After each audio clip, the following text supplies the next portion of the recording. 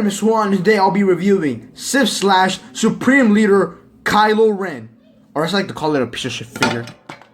But before this review starts, I just want to give a good shout out to my good friend Logan. He is, after all, the reason I made this video thinking about Kylo Ren and him.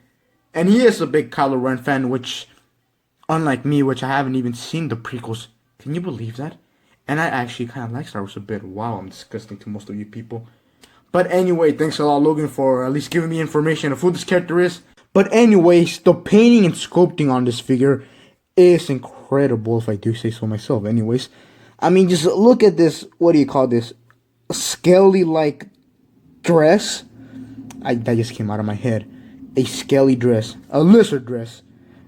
A lizard dress. I like that. And all its cube-like form, it's amazing, actually.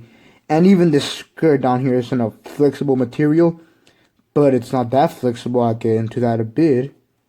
And the pants looking the most average out of all of it. If I have to be completely honest, the dress here looks way better than the pants. But when you get to the boots here, you can see the pants almost have a saggy look to them. Like my boss likes. Am I right, man? Am I right? But the boots looking beautiful. Granted, they don't have any paint on them. They're just black, but the sculpting makes it look beautiful. Almost look at that. I really want boots like that now. And the mask of the figure looks decent. I mean, you can tell in some areas here that the people who are probably painting this figure just gave up in some parts. Look at that.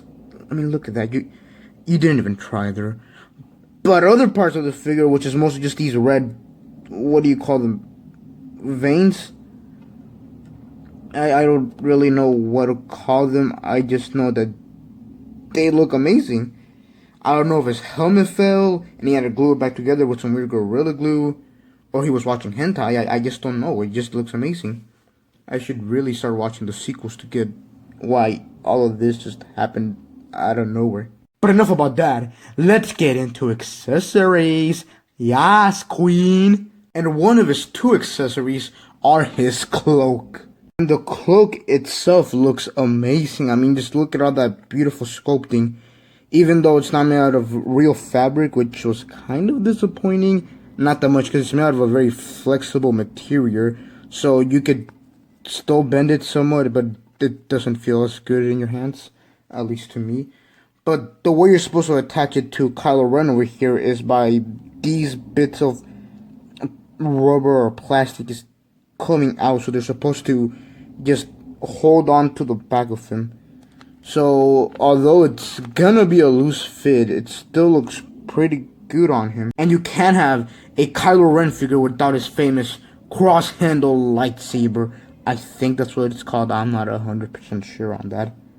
And his lightsaber just looks amazing. I mean, it's a Kylo Ren lightsaber. Why wouldn't it be amazing? But I did chip some of the paint from this handle, so it looks bad, yes, but it's still a cool thing once he's holding it. And I can tell the lightsaber blade looks a bit pink almost, but I'm telling you, because it's in the camera, but my camera's not doing justice for this lightsaber because it's a beautiful cherry red, and it looks more like pink on camera. That's gotta be a weird problem. And he just looks amazing with all of his accessories. I'm telling you, if you're gonna get this figure, which I think none of you will, leave him on your shelf just like this. He just looks perfect the way he is. And he can stand up good. But you know what I say, you can't have accessories without having some good posability. The figure has a bar joint in the head, I think, because you can look up that far, he can look down that far, and he does have some side to side thanks to the weird shape of the helmet. And of course he can rotate, so I'm guessing there is a bar joint in this figure. The figure's shoulders can do a full 360, which is good. They can also move out that much. They have a bend at the elbow, and it looks about 90 degrees. I don't know a lot about how this works, but he does have a rotation at the hand, which is perfect for the lightsaber, but he doesn't have a lot of articulation in the arms, or at least as much as I want it to be. His waist has a gimmick where instead of rotating normally, You're supposed to use the lightsaber here and just do that looks real stupid on camera, but it's supposed to slash and it looks bad. Yeah, I'm not sure that's really good. They should have just given us a normal rotation at the waist. That would have been way better.